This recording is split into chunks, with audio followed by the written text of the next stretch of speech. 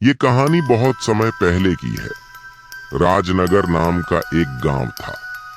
उस गांव के पास एक बहुत बड़ा और घना जंगल था, जिसमें राजेश नाम का तांत्रिक रहता था।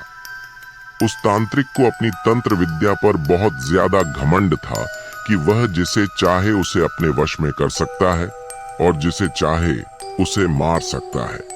गांव वालों को यह बात पता चल गई कि राजेश तांत्रिक अपनी तंत्र विद्या का इस्तेमाल करके गांव के युवकों को एक एक करके अपने वश में कर रहा है और कुछ समय बाद ही उन्हें मार देता है। एक दिन रात के समय में गांव के लोगों ने एक टोली बनाई और उस तांत्रिक को मारने के लिए उसके घर की ओर चल दिए। जैसे ही वह सभी लोग उस तांत्रिक के पास पहुंचते हैं तो तांत्रिक उस समय अपनी तंत्र विद्या में लीन होता है और तभी गांव के लोग उसे मिलकर उसकी कुर्सी से बांध देते हैं और आग लगा देते हैं। वह तांत्रिक वहां उसी कुर्सी पर तड़प तड़प कर मर जाता है। गांव वाले सोचते हैं कि अब उन्हें इस तांत्रिक से हमेशा के लिए छुटकारा मिल गया है। 2-3 साल तो बहुत अच्छे से गुजर जाते हैं और गांव में भी सुख शांति का माहौल बना रहता है। तभी वहां शहर से 5 लड़के घूमने के लिए आते हैं और वह सोचते हैं कि क्यों ना आज रात जंगल में बिताई जाए। लड़के घूमते घूमते उस तांत्रिक के इलाके तक पहुंच जाते हैं। वहां वो लोग देखते हैं कि मकड़ी के जाले लगे हुए हैं। गीदड़ वहां भैंसे के मांस को खा रहे हैं। उनमें से एक लड़के का पैर उस कुर्सी से टकराता है और वह देखता है कि इस कुर्सी में कुछ अजीब है। बिना कुछ सोचे समझे वह लड़का उस कुर्सी पर बैठ जाता है।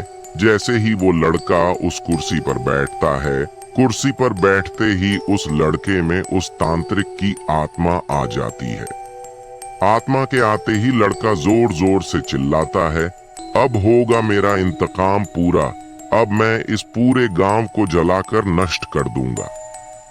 बाकी के 4 लड़के इस नजारे को देखते हैं और वापस गांव की ओर भागते हैं और गांव के सरपंच को यह सारी बात बताते हैं।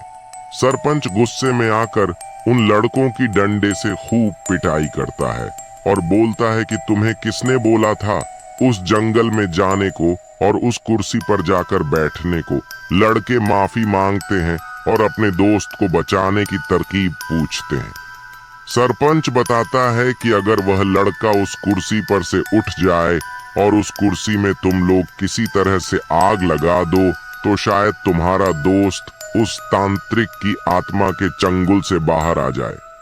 इतनी ही देर में वह लड़का तांत्रिक की कुर्सी के साथ उड़ता हुआ गांव में आ जाता है।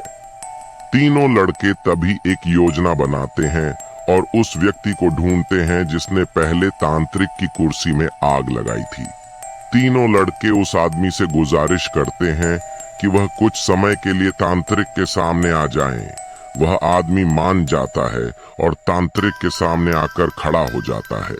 जैसे ही तांत्रिक की आत्मा उस आदमी को देखती है, वह कुर्सी से उतर जाती है और मौका मिलते ही चारों लड़के उस कुर्सी पर पेट्रोल का तेल डालते हैं और आग लगा देते हैं, जिससे उनके दोस्त की जान बच जाती है और गांव के लोगों को भी उस तांत्रिक की आत्मा से छुटकारा मिल जाता है।